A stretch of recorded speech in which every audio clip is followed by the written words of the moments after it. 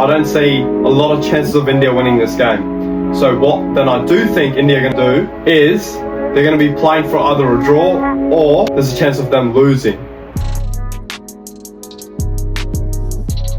Ladies and gentlemen, welcome back to day 4 of the Boxing Day Test match. A very intriguing day both for India and Australia, as both teams were having seesaw battles throughout the day. India began day 4 with their overnight score at 9 for 358 and were quickly restricted to 369 runs. The pick of the batters, Nitish Kumar Reddy, finishing the innings with a wonderful 114 runs. Then come out Australia. Australia's top order couldn't replicate the first innings heroics, as Sam Constas was the first one to go for only 8 runs. He was dismissed by Jasprit Bumrah, where the ball had nipped back in and castled him, taking his middle stump. Something very interesting about Sam's innings today was that he seemed quite unsettled in the crease throughout the 17 or 18 balls that he faced. A lot of play and misses. So that's something that India could take a look into going into the 5th test. Usman Khawaja looked really good, real solid, was leaving the ball really well, but he only managed to get 21 before he fell to Mohammad Siraj. A very good delivery, nipping back in, taking his off stump. Marnus Labuschagne batted really well, he got 70.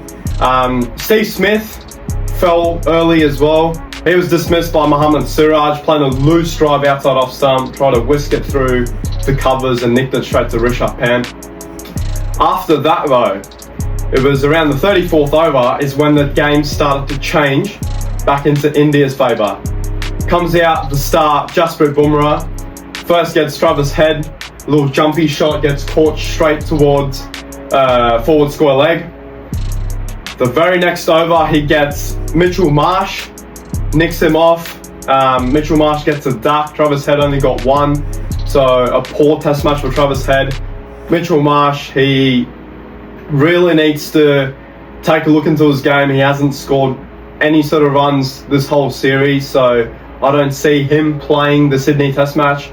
If he does, it would probably be a huge relief for Mitchell Marsh as he gets another chance going into this test series and this the final test match.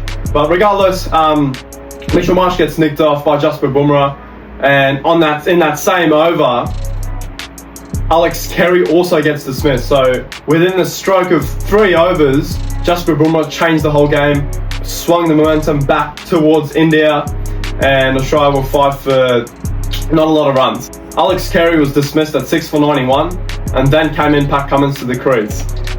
Cummins and Marnus Labuschagne had a really good partnership, a 57-run partnership before Marnus fell at 7 for 148 runs.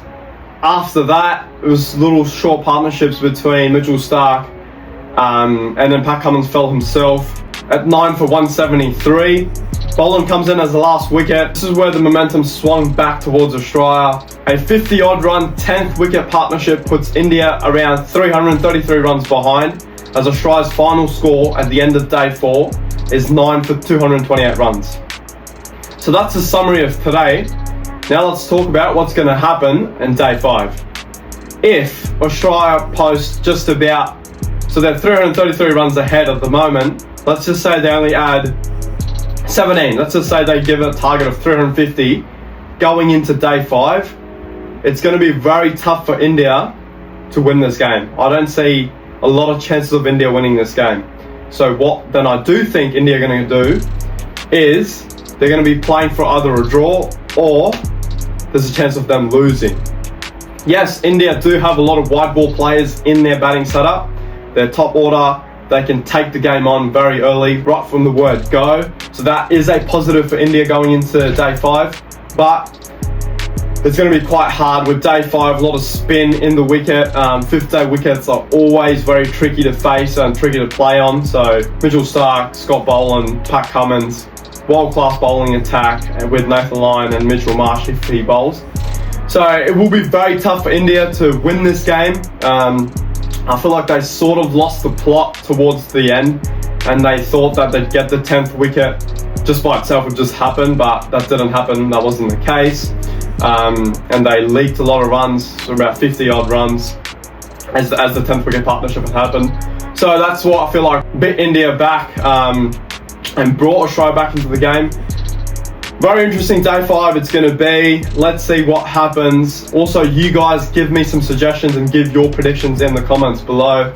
That gives me an idea what the game would look like going into day 5. If you got something out of this video, please consider liking and subscribing to the channel. Other than that, I will see you in the next one. Peace.